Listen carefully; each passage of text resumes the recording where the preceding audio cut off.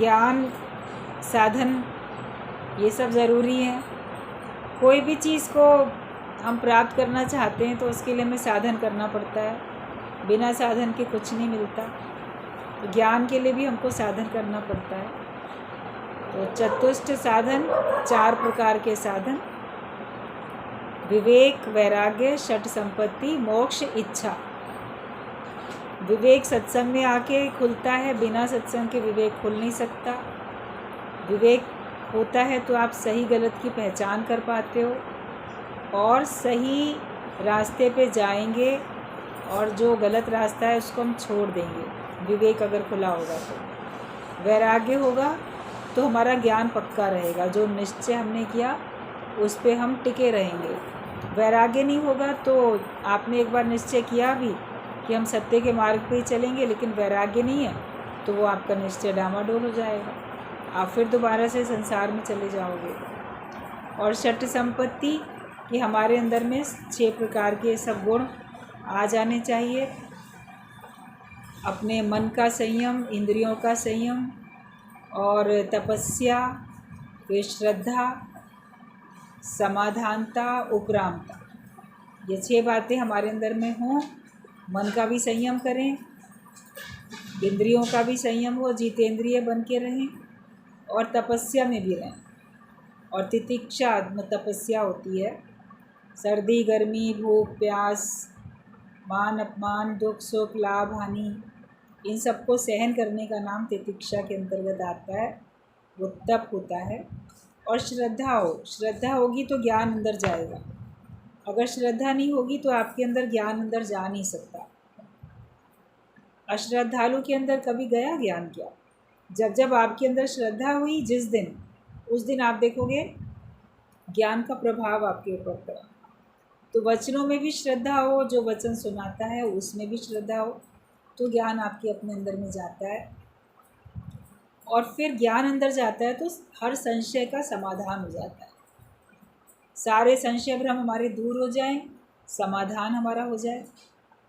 और फिर उपरामता, सब बात से ऊपर उठ जाते हैं, फिर तो लिपायमान कहीं भी नहीं होंगे। उपरामता, ये 6 गुण हमारे अंदर में आए, 6 लक्षण हमारे अंदर में आए, यही हमारे लिए बहुत बड़ी संपत्ति है। ये खजाना है हमारा, जो कि हमको कीमती बनाता है। अगर ये सब आपके अंदर होगा तो आप कीमती बनोगे, महान बनोगे। और मोक्ष इच्छा, जिसको मोक्ष पाने की इच्छा ही नहीं है तो वो कैसे साधन करेगा? कोई बोलते हैं हमें तो सत्संग सुनने का मन ही नहीं है, हमें तो मुक्त होना ही नहीं है, हमें तो ज्ञानवान बनना ही नहीं है। तो ये इच्छा भी तो हो हमारे अंदर में, तो ये इच्छा हमारी शुभ इच्छा होती है, और मोक्ष पाने की इच्छा हो। अगर हमारे अंदर ये इच्छा है तो समझो ये एक साधन है, क्योंकि इसी इच्छा को पूरा करने के लिए तो हम बाकी साधन करेंगे। जब तक आप मुक्त होना नहीं चाहोगे तब तक किसी प्रकार का साधन नहीं करोगे। जब तक भगवान को पाना नहीं चाहोगे, अच्छाई के रास्ते पे कैसे चलोगे? माया ही चाहिए तो माया के रास्ते पे जाएंगे। तो ये सब सहजता से, एक सत्संग अगर हमें मिल जाता है तो सत्संग में आने के बाद सबका विवेक भी जागृत होता है, वैराग्य भी पक्का होता है। ये सारे लक्षण, इनसे जुड़े हुए हर प्रकार के शुभ लक्षण और शुभ हमारे सद्गुण सब हमारे अंदर में आ जाते हैं। और मोक्ष की इच्छा तो रहती है, जिज्ञासु के लिए ज़रूरी है। मुक्त हो जाता है, उसके बाद उसकी सारी चीज़ें ख़त्म हो जाती हैं। होते साधन थोड़े समय के लिए होता है जिज्ञासु की हालत में, फिर जब आप सिद्ध पुरुष हो गए तो आपका साधन भी ख़त्म हुआ।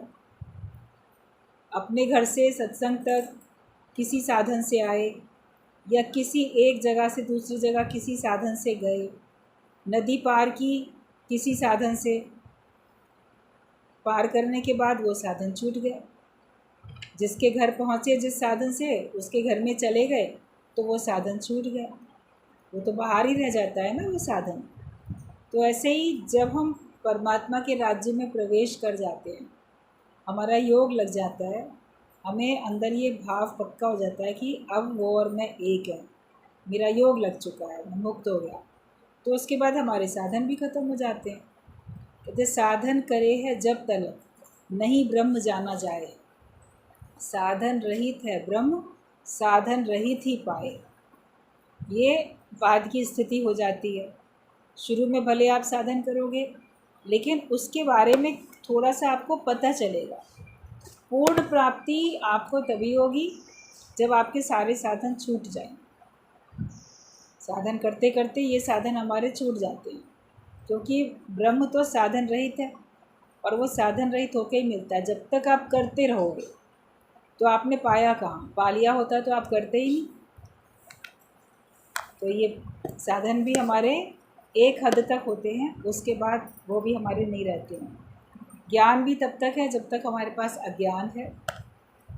अज्ञान नहीं है तो ज्ञान भी नहीं है। आपकी आनंद की स्थिति है, आनंद की और शांति की स्थिति है।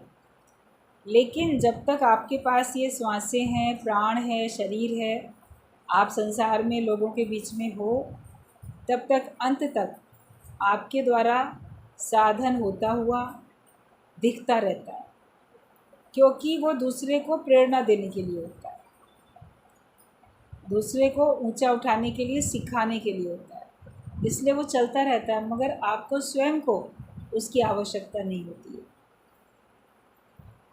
बात को हमें गहराई से समझना है, शब्दों में नहीं अटकना है।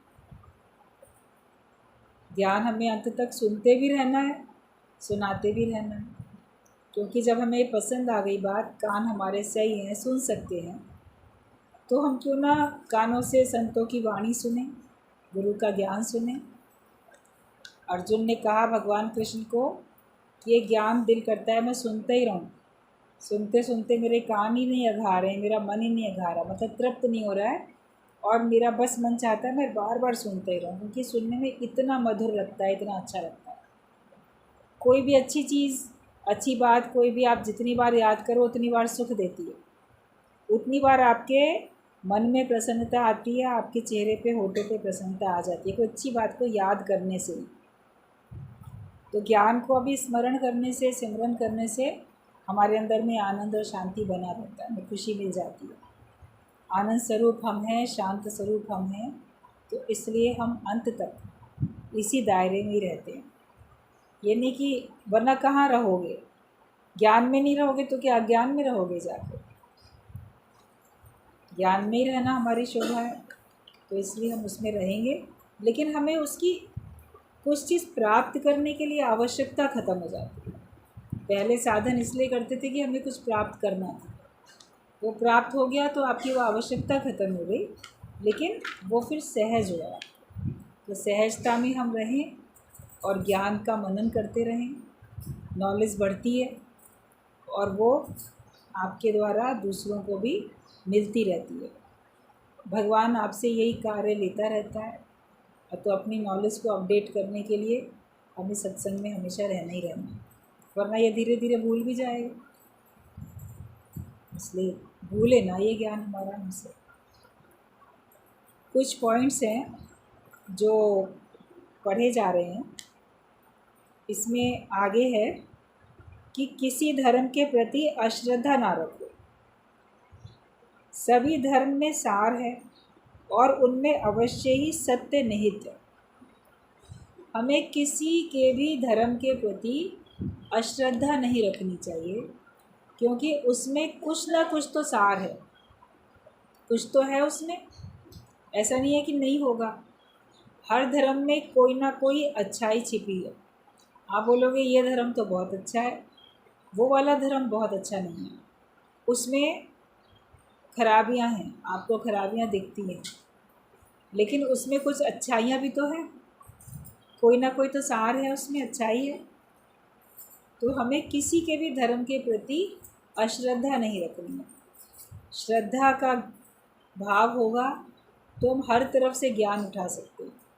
सीखने की खिड़की हमारी खुली होगी तो हम हर एक से कुछ ना कुछ अच्छा सीख सकते हैं। हमेशा कुछ ना कुछ सीखने का भाव रखो, तो आप देखोगे आपकी उन्नति होती जा रही है। और जहाँ आपने सोच लिया कि अब मुझे कुछ सीखना बाकी नहीं है, मैं सब कुछ सीख चुका, तो भी आपकी उन्नति तो होगी नहीं, लेकिन ये आपकी भूल होगी कि मैंने सब कुछ सीख लिया। एक स्टोरी आती है छोटी सी दृष्टांत के तौर पे कि किसी ज़माने में एक आदमी ने क्या किया, उसके पास बहुत ज्ञान, उसने सारा ज्ञान इकट्ठा कर लिया। दृष्टांत है ये कि उसने सब कुछ इकट्ठा किया और फिर वो लोगों को ज्ञान देता था। एक बार उसके मन में आया, ये सारा का सारा ज्ञान मैं अपने ही पास रखूँगा, मैं किसी को भी नहीं दूँगा। तो उसने पूरे संसार भर के ज्ञान को एक घड़े में उसने बंद कर दिया और क्या, किसी के पास भी ज्ञान नहीं रहेगा, सिर्फ मेरे पास रहेगा ज्ञान। उसको घड़े में बंद करके बोला, इसको कहाँ रख दूँ, कभी कोई निकाल ना ले। तो सोचा एक बड़े ऊंचे पेड़ के ऊपर टांग देंगे। तो उसने क्या किया, अपने उस घड़े को पेड़ पे चढ़ने के लिए कैसे लेके जाएगा घड़ा, तो उसने एक उससे रस्सी से थोड़ा बांध के घड़े को अपने गले में आगे टांग लिया। और जब वो पेड़ पे चढ़ने लगा तो घड़ा तो अटक रहा है और उसको आगे दिख भी नहीं रहा है, क्योंकि घड़ा उसके बिल्कुल सामने है एकदम। उसका लड़का था छोटा, वो भी देख रहा था कि पिता क्या क्या कर रहा है। तो जब ऐसे देखा उसने, तो उसने अपने पिता से कहा कि आप घड़ा अपने आगे टांग के चल रहे हैं, आपको ठीक से दिख भी नहीं रहा है और टकरा भी रहा है, आपने इस घड़े को पीछे करके पीठ की तरफ क्यों नहीं कर लिया? पीठ की तरफ करो तो फिर ये नहीं दिखेगा, आपको विघ्न नहीं पड़ेगा। जब उस व्यक्ति ने ये बात सुनी, बड़ा आश्चर्य में पड़ा कि इसको ये ज्ञान कहाँ से आ गया, मैंने तो सारा का सारा ज्ञान इस घड़े में ही भर रखा है, इस बच्चे के पास ज्ञान कहाँ से आया? तो वो पेड़ से उतर गया, बोलता ये ज्ञान तुम्हारे पास कैसे आ गया?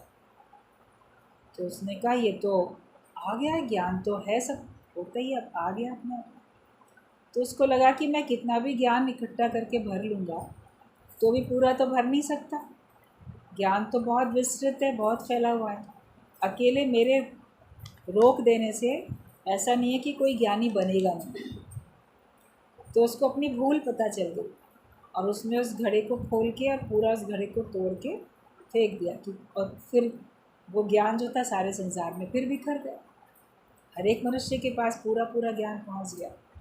तो ऐसे कई बार क्या होता है कि हम समझते हैं कि बस हमारे ही पास है, दूसरे के पास नहीं है, या ये अच्छी समझ हम दूसरे को नहीं देंगे, या कोई मेरी इतनी वैल्यू करे तब मैं उसको बताऊंगा। लेकिन संसार में बहुत ज्ञानी ध्यानी होते हैं, बहुत होशियार होते हैं, बहुत कुछ सिखाते भी हैं, मगर उसके अतिरिक्त भी तो कितने लोग होते हैं, बहुत होते हैं, अलग अलग तरह से सब लोग सिखाते रहते हैं। आप सोचो, हम ना इसको ये ज्ञान नहीं बताएंगे, लेकिन उसको कहीं ना कहीं से तो मिलेगा। उसका जो अपना अनुभव है वही उसका मास्टर, वही उसका टीचर बन जाता है। अपने अनुभव से व्यक्ति ज्ञान प्राप्त करता रहता है। तो भगवान ने तो पूरा ज्ञान सारे संसार में बिखरा रखा है, संतों के पास विशेष रूप से इकट्ठा किया हुआ होता है और वो हमको सरलता से सारा का सारा ज्ञान हमको दे देते हैं। लेकिन संतों के पास से ज्ञान हमें मिलेगा श्रद्धा भाव से। श्रद्धा नहीं रखेंगे वो तो हमें सुनाएंगे, वो तो हमको देंगे, लेकिन हम तक पहुँचेगा नहीं। तभी कहा कि श्रद्धावान लभते ज्ञान, कि श्रद्धावान को ज्ञान का लाभ होता है और अश्रद्धालु नाश जान। जिसके अंदर में अश्रद्धा आ जाती है उसके अंदर में ज्ञान का भी नाश होता है। आप देखोगे उस व्यक्ति का भी नाश हो जाता है, वो भी अपने श्रेय साधन तक नहीं पहुंचता, अपने लक्ष्य तक नहीं पहुंचता और वो बीच में ही कहीं भटक जाता है। तो इसके लिए हमें अपने अंदर श्रद्धा को बना के रखना बहुत ज़रूरी है। तो श्रद्धा की रूठी हुई देवी बना के देख, अंतःकरण में ज्ञान की ज्योति जला के देख। ज्ञान की ज्योति जलेगी और हमारे अंदर होगी श्रद्धा, आपका काम आगे बढ़ता ही चला जाएगा, बनता ही चला जाएगा, सीखते चले जाओगे। जितना आप सीखने का भाव रखोगे, कोई आपको सिखाएगा तो आपके अंदर जाएगा। आप बोलो नहीं मुझे पहले से सब आता है, आई नो की बीमारी सबको लगी हुई है, मैं जानता हूँ, ये बात तो मैं पहले से ही जानता हूँ, ये बात तो मैं पहले से जानता हूँ। नहीं भी आती होती है ना किसी को, तो भी दूसरों के आगे जाहिर करता है कि मुझे पहले से पता है, क्योंकि उसका कहीं ना कहीं छिपा हुआ अहंकार है, अहम भाव है, हठ है, जो कि झुकने नहीं देता, नम्रता नहीं करने देता। नहीं आता है तो पोलाइटली कह सकते हैं ये बात तो मुझे नहीं आती। एक छोटे बच्चे से भी हम सीख सकते हैं।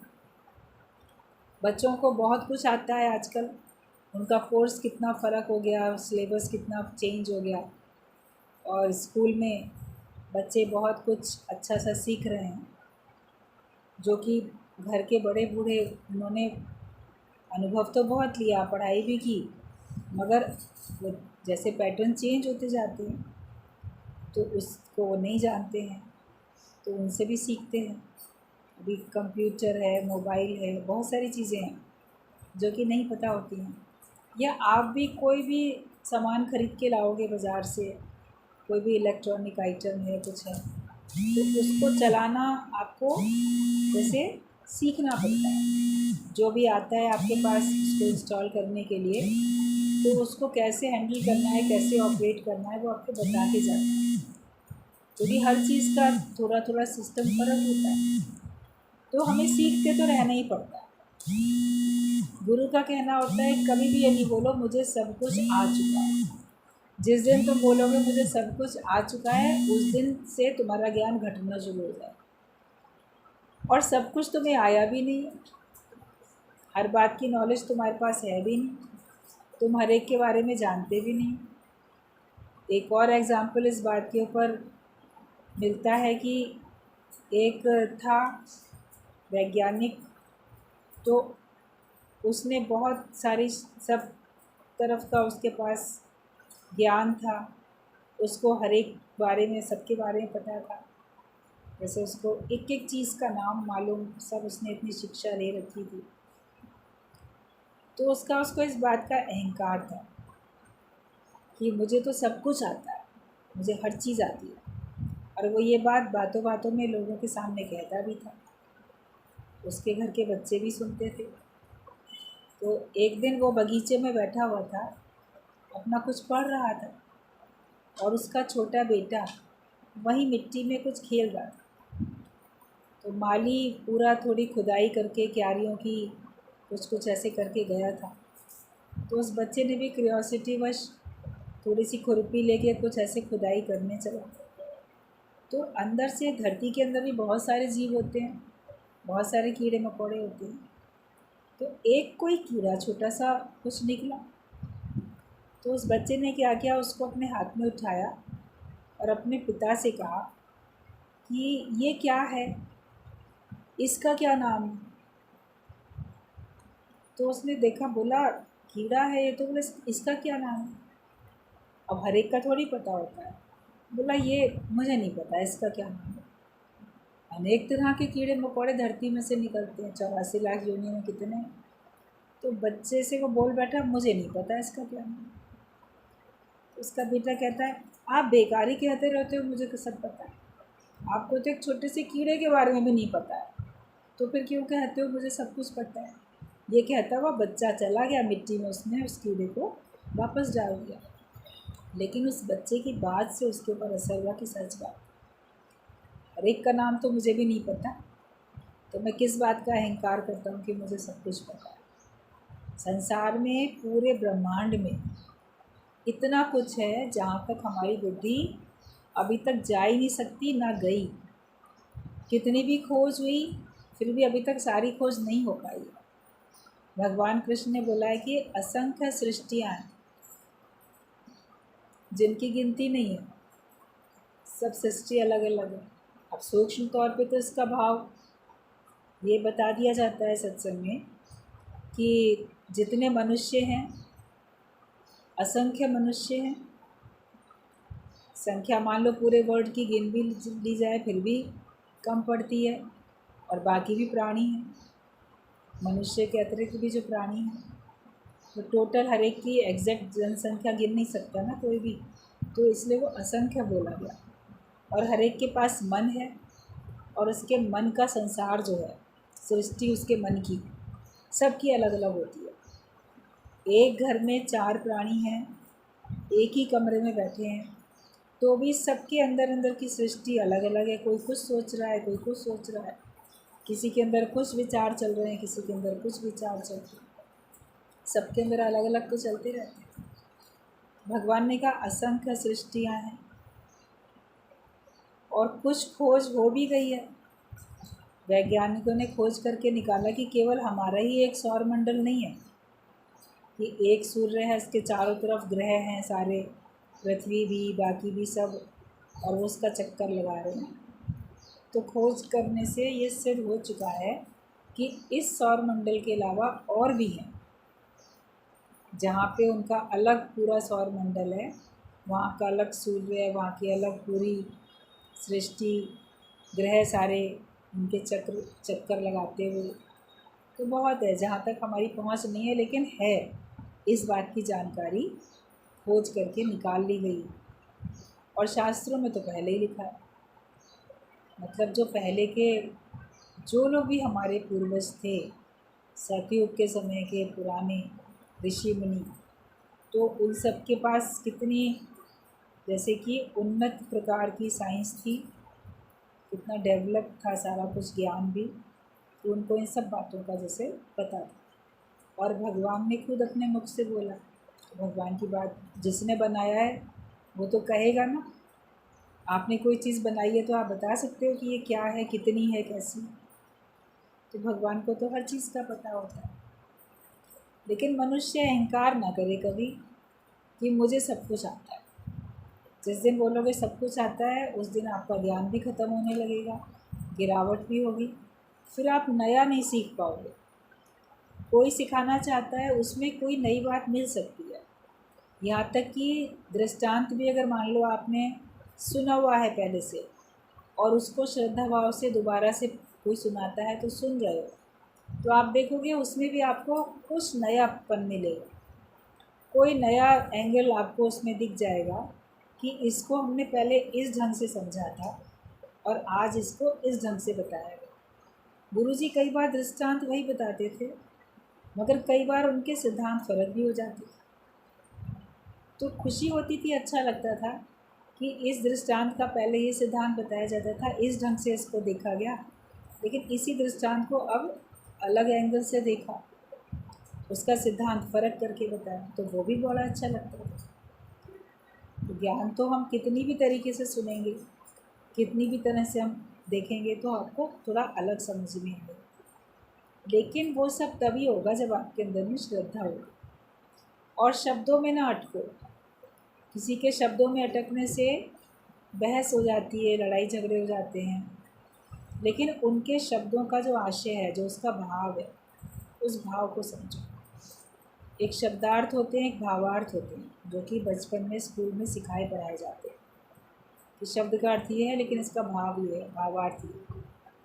तो शब्द को भी समझो, शब्द के अर्थ को भी जानो, लेकिन कहने के भाव को भी समझो। और अपना भी इतना माइंड रखो रिसीविंग, कि हम दूसरे के शब्द को भी समझें और दूसरे के कहने के भाव के इंटेंशन को भी समझें, क्योंकि भावना प्रधान होती है। किस भाव से क्या बात बोली गई, किस भाव से कौन सा कर्म किया गया, वो भी मायने रखता है, वो भी प्रधान होता है। तो मेन बात ये है कि जो भी कोई संत होगा, सात्विक व्यक्ति होगा, महान व्यक्ति होगा, तो वो अपनी महानता अपने सद्गुणों के कारण उसकी है, लोग उसको समझते हैं। मगर जो खुद जितना ऊंचा उठा हुआ होगा, वो फिर दूसरे को कम करके नहीं देखेगा। वो जानेगा कि अगर मैं महान हूँ, मैं ब्रह्म स्वरूप हूँ, तो अगला भी तो ब्रह्म स्वरूप है। ये बात अलग है कि हम जागे हुए हैं आत्म जागृति में, अगला भी आत्म जागृति में नहीं है। या हमने अभी ज़्यादा पढ़ाई पढ़ ली, बड़ी क्लास में आ गए, दूसरा अभी नीचे की क्लास में है, लेकिन पढ़ाई तो वो भी कर रहा है, और हम भी वही पढ़ाई पढ़ के आए। सभी लोग नर्सरी केजी पढ़ते पढ़ते ही तो एमए पीएचडी तक पहुँचे। वहाँ पढ़ाने का तरीका अलग था, वहाँ के टीचर अलग थे, आगे तरीका फ़र्क होता है, टीचर्स फ़र्क हो जाते हैं। मगर इम्पोर्टेंस तो बराबर रहती है सबको। तो जो महान होगा वो सभी को इम्पोर्टेंट समझेगा, वो किसी को भी कम नहीं जानेगा। तो हमें किसी के भी धर्म को कम नहीं समझना चाहिए, तभी हम स्वयं महान हैं और तभी हम अपने धर्म को भी महान कह सकते हैं, जो हम सभी का आदर मान सम्मान करेंगे। आपका अपनी दृष्टि में अच्छा है, दूसरे का अपनी दृष्टि में अच्छा है। तो यही बताया कि किसी धर्म के प्रति अश्रद्धा ना रखो, और सभी धर्म में सार है और उनमें अवश्य ही सत्य निहित है। कुछ ना कुछ तो सत्य उसके अंदर है ही छुपा हुआ। सबको हम बराबर समझें और सबको हम ज्ञान बराबर से बांटते भी चलें। जो अनुभव आपके पास है वो आप बाकी सबको बांटते चले जाओ। अनुभव का ज्ञान उज्ज्वलता की बात, ये है अकथ कहानी। इसको कितना भी कहते रहेंगे तो भी कम नहीं, और ये कहीं भी नहीं जा सकती।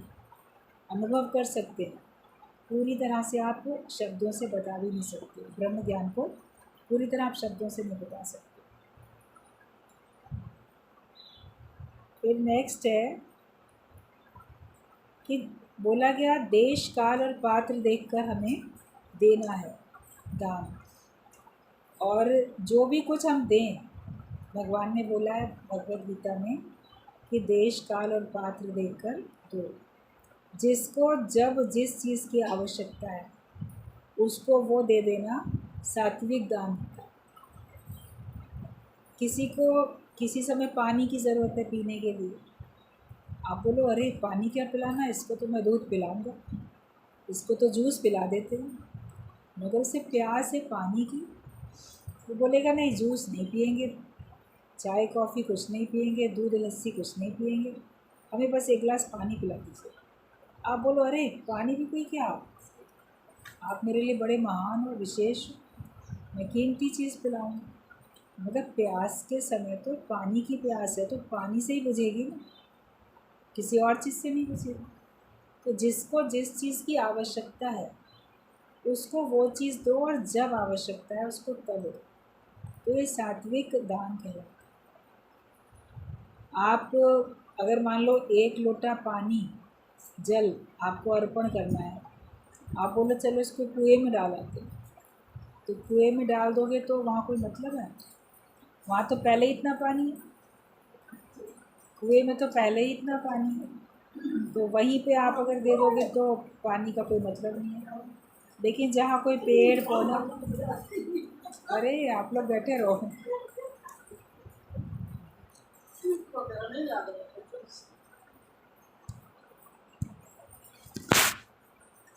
तो जहाँ भी कोई पेड़ पौधा है सूख रहा है वहाँ पे पानी डालो तो उसकी उपयोगिता भी है। नामदेव ने एक बार देखा, गंगोत्री से गंगा जल सब भर के लाए थे, वो भी गए थे, संतों की टोली सब गई। फिर गंगोत्री का गंगा जल लेके वो लोग रामेश्वरम जा रहे थे, वहाँ गए कि वहाँ पे शिवलिंग पे हम गंगा जल चढ़ाएंगे। लाइन बड़ी लंबी थी, लगे हुए थे, गर्मी का भी मौसम था। तो उन्होंने क्या देखा कि एक गधा जो है वो ऐसे धरती में बड़ा तड़प रहा है, लोट-पोट हो रहा है, तड़प। तो उसको लगा ये ज़रूर इसको इस समय पानी पिला देना चाहिए।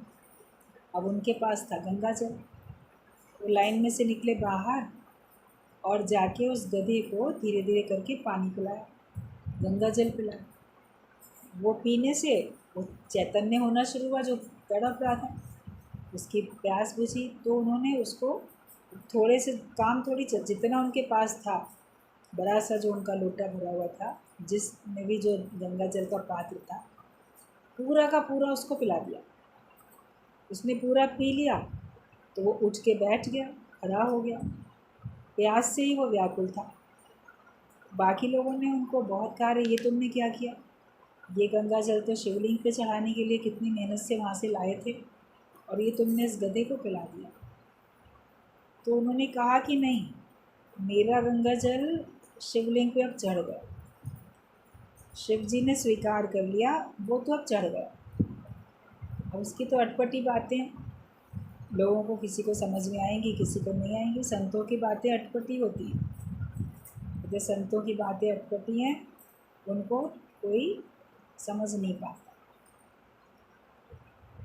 तो अब उसका हो गया पूरा ख़त्म। तो जहाँ आवश्यकता लगी उन्होंने वहाँ दे दिया पानी, गंगा जल। ये नहीं कि वहाँ तो हमें शिवलिंग पे ही जाके चढ़ाना। तो जब बोले अब तुम क्या करोगे वहाँ शिवलिंग में जाके? तो केवल दर्शन ही करेंगे, हाथ में तो है नहीं। तो जो लाइन में लगे हुए लोग थे उन्होंने क्या देखा, उनको ऐसा चमत्कार दिखा कि सबसे आगे, लाइन में सबसे आगे जैसे नामदेव खड़े हैं और वो शिवलिंग पे गंगा जल चढ़ा रहे हैं और शिव शंकर उनको स्वीकार कर रहे हैं, प्रसन्न हैं। ऐसा सीन उनको दिखा दूर से कि वो वहाँ खड़े हैं। देखे वो तो बाहर अलग जगह खड़ा हुआ।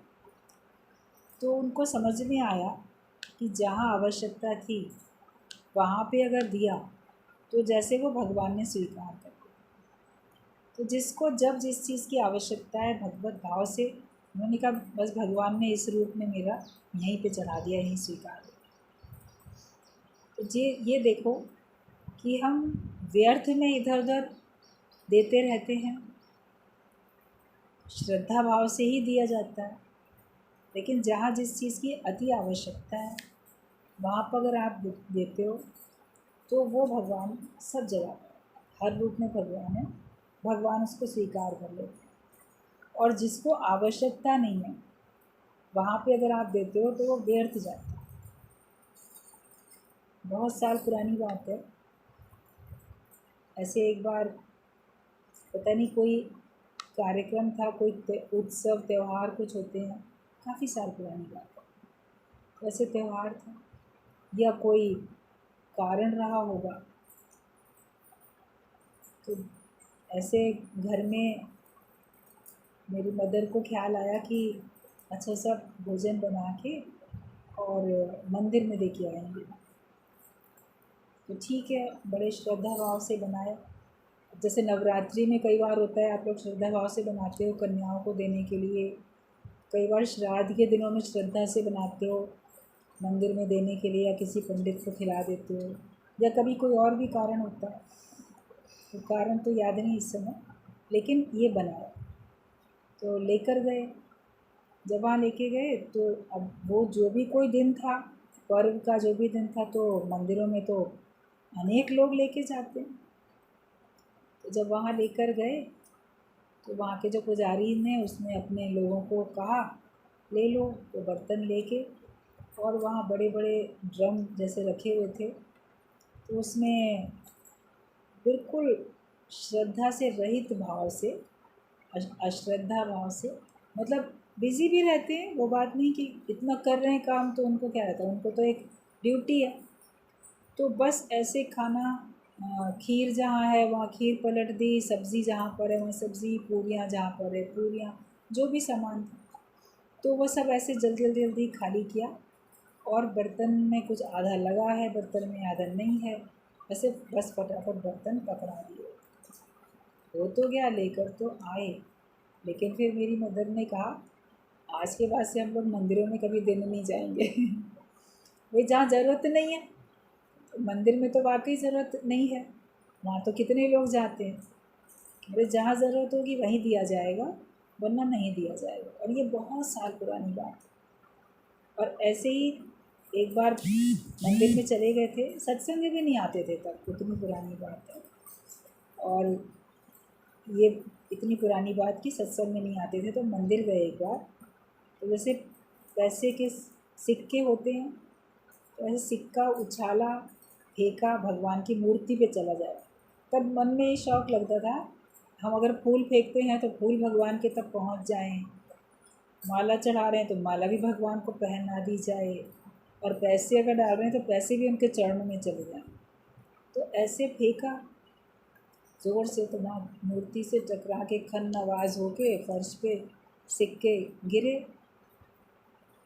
वापस बाहर निकल के आए, हमारे मन में भी यही विचार आया, उनके मन में भी। बोली भगवान कोई भिखारी नहीं है जो हमने ऐसे फेंक दिया, ऐसे नहीं डालना चाहिए था, जो हम लोगों ने सिक्के फेंके ऐसे कभी भी नहीं करेंगे। तो अपने आप से कभी कोई काम करो और उसमें खुद लग जाता है कि ये चीज़ सही नहीं हो रही है, तो फिर नहीं किया। कि जहाँ आवश्यकता हो, जिस हिसाब से हो, या जैसे जहाँ तरीके से बने रहते हैं, डोनेशन के लिए दान पात्र लिखा रहता है मंदिरों में भी, आप वहाँ चढ़ा दो श्रद्धा भावना से, अगर आपको देने का मन है तो। या जैसे पूजा की आरती वगैरह आपके सामने आती है, आप आरती लेके उसमें कुछ रख देते हो, जैसा रिवाज है, तो श्रद्धा भाव से भले रख दो कहीं पर, लेकिन मूर्ति के आगे फेंकना या रखना ये व्यर्थ रहेगा। कि जो हमें देता है, जिससे हम सब लेते हैं, उसी को हम क्या देंगे, उसको हम क्या चढ़ा सकते हैं? उन्हीं का दिया हुआ उनको दे रहे हैं, लेकिन भगवान की मूर्ति पे रखने से कोई मतलब नहीं है। वहाँ मंदिर में या किसी को हम देते हैं तो वहाँ की व्यवस्था के काम, या वहाँ के जो कर्मचारी हैं उनकी सैलरी, या उनके परिवार वालों के, उनके काम के लिए है वो, तो वो जो जगह बनी हुई है वहाँ दो। लेकिन भगवान तो वहाँ भी देखते हैं, भगवान कहाँ नहीं है जो नहीं देखते। लेकिन भाव ये बचपने का होता है कि अज्ञानता के कारण से, कि नहीं बस मूर्ति पे रख दें, उसके बाद मूर्ति के पास से वो उठा के अपने पास रखे, चाहे जो करें, हमारा पैसा तो वहीं जाना चाहिए, या मेरे फूल वहीं जाने चाहिए।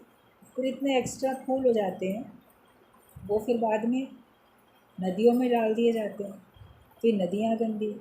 अब मना कर दिया गया है आजकल कि नदियों में कोई मंदिर के फूल पत्ते ये सब चीज़ें नहीं डाली जाएंगी। इन सबको आप किसी धरती में डालो, धरती उपजाऊ बनेगी। पानी में डालना अब मना कर दिया गया है। उसके बावजूद भी कोई जाएगा तीर्थ में, गंगा जी में स्नान करने, तो वहाँ गंगा की आरती कर लो, गंगा की पूजा कर लो। फूल ले लेके खड़े रहते हैं बेचने वाले, बच्चे बूढ़े जवान जो भी होते हैं, वो ज़बरदस्ती आपसे करवाएंगे कि नहीं इसमें दिया भी जला के छोड़ दो, इसमें फूल भी चढ़ा दो, तो फूल पत्ते फिर गंदे होते जाते, पानी फिर गंदा होता है। तो इस प्रकार के जो कर्म हैं, उनसे थोड़ा जो ज्ञानवान है वो अपने को बचा लेता है। बाकी लोग श्रद्धा से ही कर रहे हैं, जिनको ज्ञान नहीं है, अज्ञानी लोग हैं, उनको श्रद्धा से करते हैं, उनको करने दो। उनको वहाँ खड़े होकर नहीं ज्ञान सुनाओ कि ये करना बेकार है, क्योंकि हम उसकी भी आस्था को तोड़ेंगे थोड़ी, दूसरे की आस्था को नहीं तोड़ेंगे। वो आस्तिक भाव से करता है, वो अपनी भावना का फल पाएगा। लेकिन जिसका विवेक खुला, जिसको समझ आ गई, वो फिर इस प्रकार का कर्म उससे नहीं होगा। और अगर होता है सहजता से तो भी कोई दोष नहीं, नहीं होता है तो भी कोई दोष नहीं, क्योंकि ज्ञानी करे या ना करे है स्वार्थ के बिना, उसका अपना कोई स्वार्थ नहीं है। वो चाहेगा तो कोई द्वैत का कर्म उसके द्वारा होना होता है, कभी सहजता में प्रसन्नता देने के लिए, स्वयं को या किसी दूसरे को प्रसन्नता देने के लिए, वो उससे हो जाता है। और कभी नहीं होता है तो वैसे ही चलता है। जैसे कर्ता भाव से रहित होता है ज्ञानी, उसका किसी प्रकार से किसी में कर्म में उसकी आसक्ति नहीं होती है। तो कर्मों से अपने को हमको आसक्त भाव से छुड़ाना। श्रद्धा हमारी हो, दूसरे की जिस चीज़ में श्रद्धा है, भगवत गीता में भी भगवान ने ये बात बोली है कि जो ज्ञानी है वो अज्ञानी जन के कर्मों में अश्रद्धा उत्पन्न न करे। दूसरे के कर्मों में अश्रद्धा उत्पन्न नहीं करो। कोई कर रहा है द्वैत की भक्ति, पूजा पाठ, गरीबों को, भिखारियों को दान देना, उसको जो अच्छा लग रहा है वो कर रहा है, उससे उसके मन को संतोष मिल रहा है। उन लोग के ज़रिए भगवान ही दूसरे को दिला रहे। आप ये भाव रखो, आपको समझ है, आप नहीं दे रहे हो, आप कोई और तरीके से खर्च कर रहे हो, कोई और किसी तरीके से कर रहे हो, लेकिन दूसरे के कर्मों में अश्रद्धा उत्पन्न नहीं करो कि अरे ये सब बेकार है, ऐसा है वैसा है। आप उसको जो कार्य कर रहा है वो करे, लेकिन आप अपना ज्ञान का मार्ग उसको दिखाओ, सही समझ दो। अर्जुन को भगवान ने अपना ज्ञान का मार्ग दिखा के सही समझ दी, फिर उस पर छोड़ दिया कि तुम युद्ध करो या ना करो। तो आप सही ज्ञान सबको दे के उसी के ऊपर छोड़ दो। कि तुम जैसा चाहो वैसा कर्म करो। फिर आप देखोगे कि अगला अगर विवेकवान हो जाएगा तो उससे बहुत सारे द्वैत के कर्म छूट जाएंगे, और फिर भी हर एक अपने अपने कर्मों का और कर्म करने के भावनाओं का साक्षी होता है। इंटेंशन मायने रखती है, किस भाव से कोई कर्म हुआ उस हिसाब से उसका फल भी मिलता है। जो जैसा भाव जगाए वो वैसा ही फल पाए।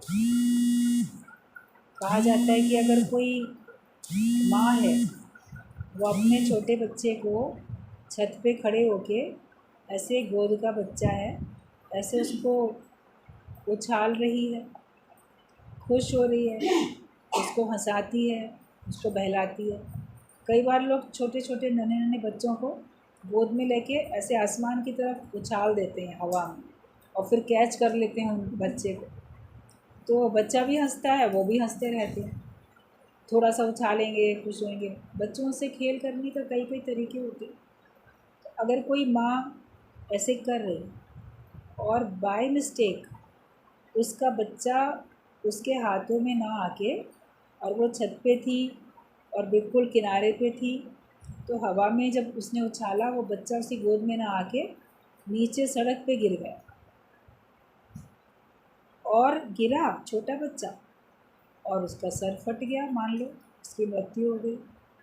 तो उस माँ को बच्चे की हत्या के जुर्म में गिरफ्तार नहीं किया जाए, क्योंकि उस माँ की अंदर में ये भावना नहीं थी कि मैं इस बच्चे की हत्या करूँ, लेकिन कोई उस बच्चे को ज़बरदस्ती ऊपर से नीचे फेंक देगा हत्या के इरादे से, और उसकी मृत्यु हो जाएगी, तब उसको जेल होगी, किसने जानबूझ के फेंका। लेकिन एक उसकी भावना ऐसी नहीं थी, लेकिन उससे ऐसा हो गया, हत्या मृत्यु हो गई उसकी, लेकिन उसने करनी नहीं चाहिए थी, तो उसको कोई दोष नहीं होता है, कानून भी उसको दोष नहीं देता, और उसी का मन उसको दोषी ठहराता रहता है, मैंने ऐसा क्यों किया, मुझे ऐसा नहीं करना चाहिए था। और तो कोई उसका दोष नहीं मानेगा, बाकी भी कहेंगे अरे वो नहीं हो गई, भगवान ने ऐसे करा दिया।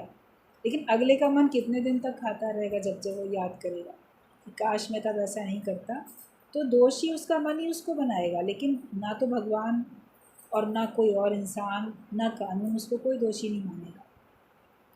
और दूसरी तरफ मान लो कोई किसी का शत्रु है, वो उसको मारने के इरादे से अपने घर से कोई हथियार लेके निकलता है, पिस्तौल में गोलियां भर के निकलता है, उसके घर जाके मैं उसको ना गोलियां मार के आऊँगा, हत्या के इरादे से जाता है। और उसके घर में जाता है, अभी पिस्तौल निकाल रहा है, गोली मारने वाला है, लेकिन नहीं, गोली चली ही नहीं, और वो पहले ही पकड़ लिया, गिरफ्तार हुआ। तो उसको हत्या के इरादे से गया था, इस कारण से भी उसके ऊपर मुकदमा चलता है और उसको जेल हो जाती है। अटेम्प्ट टू मर्डर का केस उसके ऊपर चल जाता है कि इसने मर्डर करना चाहा था।